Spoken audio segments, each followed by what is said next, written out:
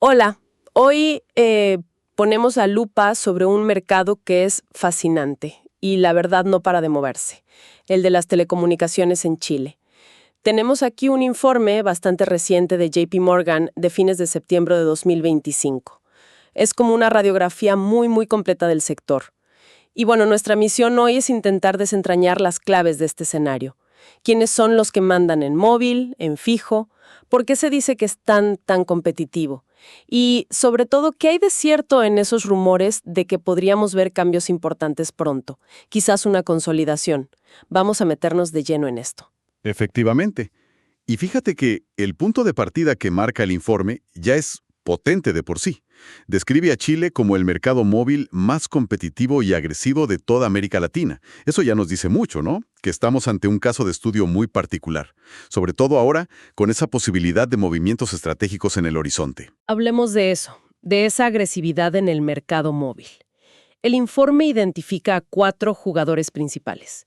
4 que parece que no se dan tregua. Entel, Movistar, Claro BTR y WAM.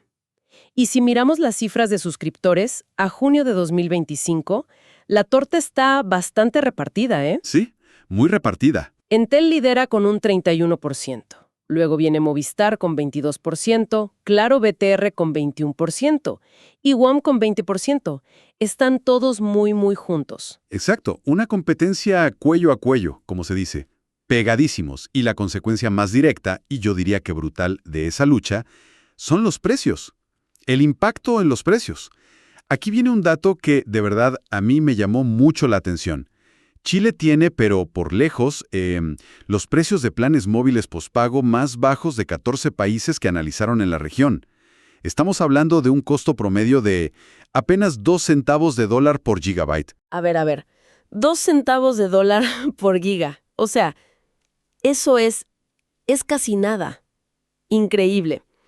Para tener una idea de la magnitud de la diferencia, Es que es abismal. Fíjate, el segundo país más barato en esa lista es Colombia. Y ya estamos hablando de 18 centavos de dólar por gigabyte. 9 veces más. 9 veces más, exacto.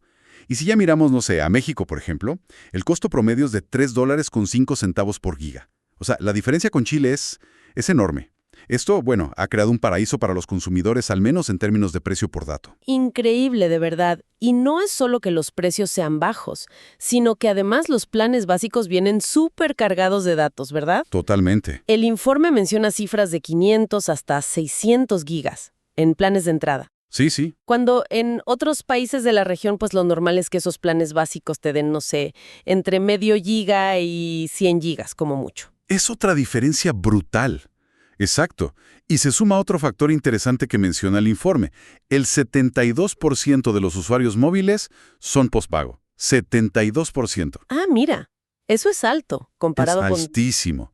Si lo comparas con Brasil, que tiene un 61%, o sobre todo con México, donde es solo un 15% pospago. Entonces, esta combinación de precios ultra bajos y una altísima penetración del pospago define mucho el carácter de este mercado chileno. El informe incluso usa unas comparaciones muy gráficas, muy del día a día, para que entendamos lo asequibles que son estos servicios allá, ¿no? Sí, son muy buenas, la verdad. Para ponerlo en perspectiva, dicen, por ejemplo, que un plan básico de banda ancha fija más una suscripción a Netflix cuesta menos que llevar una familia de 4 personas al cine. ¡Wow! Y que el costo diario de un plan móvil postpago, uno básico, es inferior al de tomarse un café expreso. Impresionante. Refleja cómo las telecomunicaciones, bueno, se han vuelto un gasto relativamente menor comparado con otras cosas cotidianas en Chile. Es una imagen muy potente de la asequibilidad, sí. Pero aquí, claro, surge la pregunta clave. ¿Es sostenible para todas las empresas mantener esta guerra de precios tan intensa? ¿No empieza esto a pasar factura? Justamente, esa es la pregunta del millón, ¿no? Y el caso de WOM, que mencionaste antes, es un ejemplo perfecto de las tensiones que genera esta competencia. Ellos entraron en 2015 con una estrategia de precios súper agresiva, y la verdad es que sacudieron el mercado, cambiaron las reglas del juego. Pero claro, esa presión competitiva tiene un costo, y en 2024, WOM tuvo que acogerse al capítulo 11 de la ley de quiebras en Estados Unidos. Ah, sí. ¿Y cuáles fueron las razones que dieron para eso? ¿Qué pasó? Bueno, según la propia compañía, ¿eh? Fue una combinación de factores. Mencionaron retrasos en el despliegue de su red 5G, tuvieron problemas con proveedores clave y también rebajas en su calificación crediticia.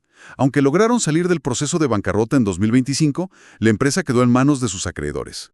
O sea, ya no de los dueños originales. Exacto. Y entre los acreedores figuran nombres gigantes, como BlackRock. Esto es una señal clarísima de la enorme presión financiera que existe en el sector, sobre todo para los que apuestan por ser los más agresivos en precios. Demuestra que ese paraíso de precios bajos para el consumidor, bueno, tiene un reverso bastante complejo para las finanzas de las empresas. Claro, un recordatorio de que la competencia tan feroz puede tener, digamos, víctimas o al menos generar situaciones muy difíciles.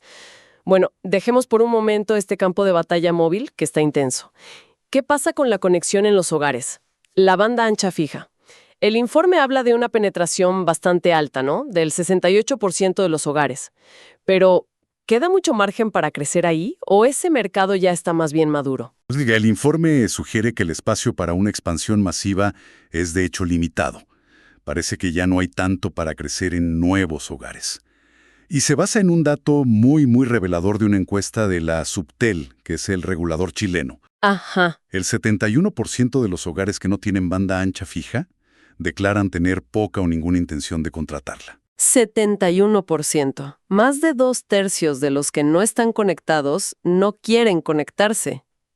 ¿Y se sabe por qué? ¿Por qué esa resistencia? Es la pregunta clave, ¿no? Y la resistencia es todavía mayor, fíjate, del 75% en los segmentos de menores ingresos. El informe no da una única respuesta, pero podemos inferir algunas cosas. Claro. Quizás muchos sienten que con el acceso móvil, que como vimos es tan bueno y tan barato en Chile, pues ya tienen suficiente conectividad. Cubren sus necesidades. O simplemente no ven el valor adicional de pagar por una conexión fija. O no están dispuestos a sumar ese costo a sus gastos mensuales, por muy asequible que sea comparado con otros países. Tiene sentido. Es un freno importante al crecimiento futuro del sector fijo, sin duda. Interesante esa dinámica, ¿sí? Y tecnológicamente hablando, ¿cómo se conectan esos hogares que sí tienen banda ancha fija? ¿Qué tecnología predomina? Aquí la historia es muy clara, muy contundente. La fibra óptica hasta el hogar, la famosa FTTH, es la reina indiscutible.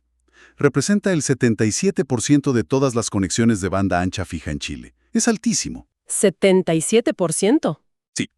La gran mayoría de los operadores han apostado muy fuerte por la fibra. Movistar, Mundo y WOM dicen tener el 100% de sus redes con esta tecnología. 100%. Y GTD y Entel están casi ahí con un 97%. O sea, es un dominio casi total. Casi todo el país conectado con fibra óptica en casa entonces. ¿Hay alguna excepción importante a esta tendencia? ¿Alguien que no esté tan metido en fibra? La principal excepción es Claro VTR. Ellos todavía dependen en gran medida de otra tecnología, la HFC. HFC. ¿Qué es eso exactamente? Es la que utiliza el cable coaxial. Piensa en el cable de la TV tradicional que llega a las casas. Bueno, Claro VTR todavía usa mucho esa red. Solo un 19% de sus conexiones de banda ancha son de fibra pura hasta el hogar. Esto, claro, los deja en una posición tecnológica diferente al resto en el mercado fijo. Tienen ese desafío pendiente. Entendido. Entonces, con la fibra dominando de esa manera, ¿quién se lleva la mayor parte de los clientes de banda ancha fija? ¿Cómo está ese reparto? A junio de 2025, que son los datos del informe, el liderazgo estaba muy disputado, muy peleado. Había un empate técnico, prácticamente, entre Movistar y Claro VTR, cada uno con un 28% del mercado. Ah, mira, empatados arriba. Sí, le sigue Mundo, que es un actor que ha crecido bastante, muy enfocado en fibra, con un 20%, y luego Entel, con un 10%. Ahora, si filtramos y miramos solo el mercado específico de fibra óptica, de FTTH, ahí sí Movistar destaca como el líder claro. Tiene un 38% de los clientes de fibra. Ok, interesante esa diferencia.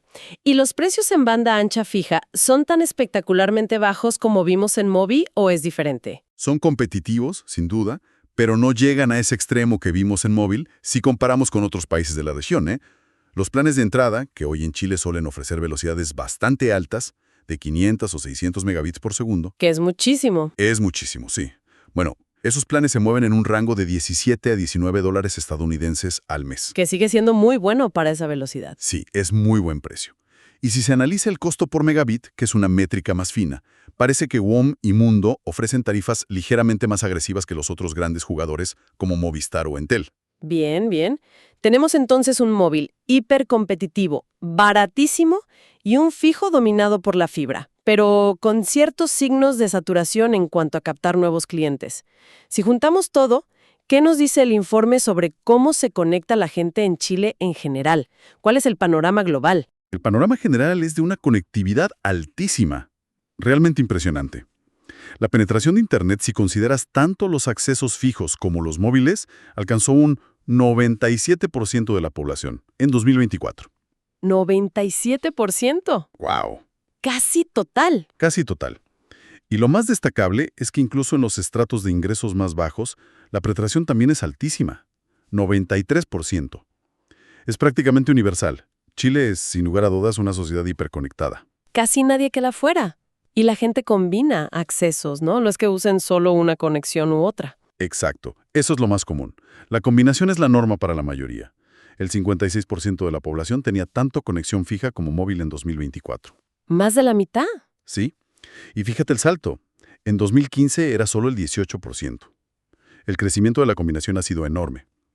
Luego, tienes un 13% que depende exclusivamente de la conexión fija en casa y un 27% que usa únicamente el móvil para conectarse a Internet. Ojo con ese dato. Más de una cuarta parte de la población conectada solo a través del móvil. ¿Ese grupo tiene alguna característica particular? ¿Se sabe quiénes son?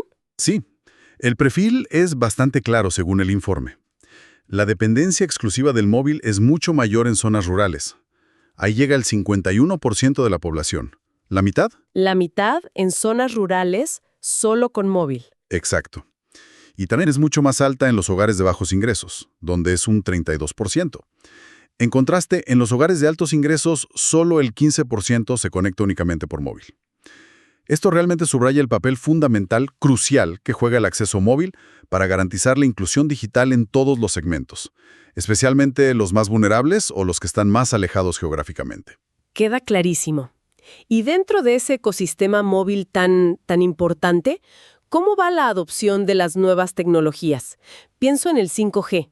¿Chile va rápido ahí? Chile va bastante adelantado en 5G, sí. Si lo comparamos con el resto de Latinoamérica, va a la cabeza. Según el informe, a junio de 2025, el 36% de las conexiones móviles en Chile ya eran 5G. 36%. ¿Y cómo se compara eso con otros países? Bueno, para ponerlo en contexto, en Brasil, por ejemplo, la cifra era del 23% en ese mismo momento.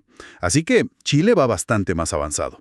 Y los operadores que lideraban el despliegue y la captación de clientes 5G hasta esa fecha eran principalmente Entel y Movistar. Bien.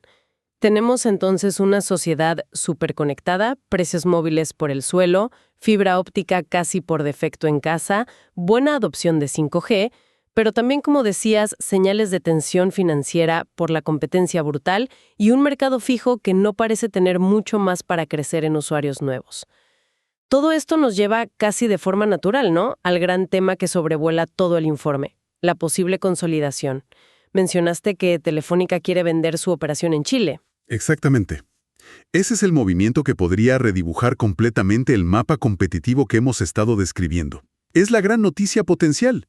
El informe recoge noticias, cita específicamente al economista de agosto de 2025. Ajá. Que indican que Telefónica contrató bancos de inversión para gestionar la venta de sus activos chilenos, tanto fijos como móviles, toda la operación. Y la expectativa, según esa fuente periodística, era cerrar la transacción entre noviembre y diciembre de este mismo año 2025, o sea, muy pronto. Ya mismo. ¿Y se sabe quiénes estarían interesados en comprar? ¿Hay nombres sobre la mesa? Aquí es donde la trama se pone más interesante todavía. La misma fuente periodística mencionaba que habría al menos 6 partes interesadas mirando la operación.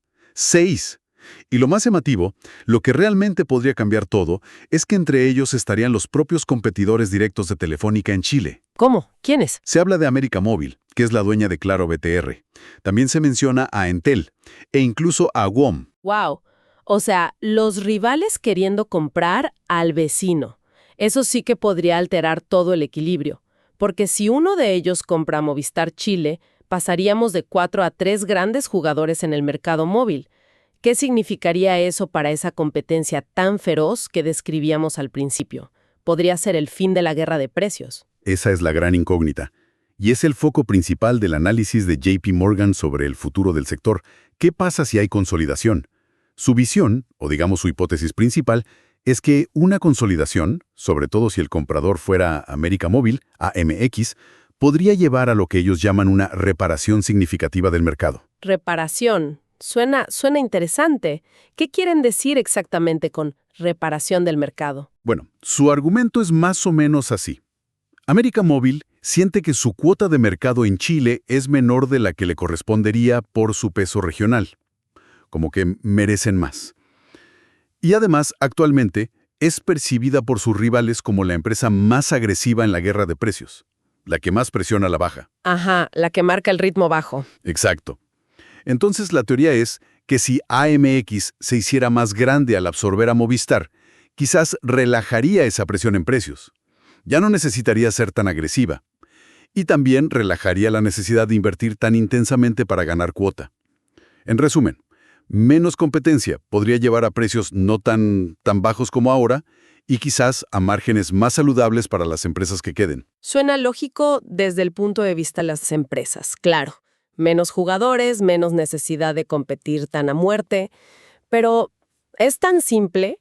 Me imagino que los reguladores tendrán algo que decir, ¿no? ¿No pueden simplemente fusionarse y ya?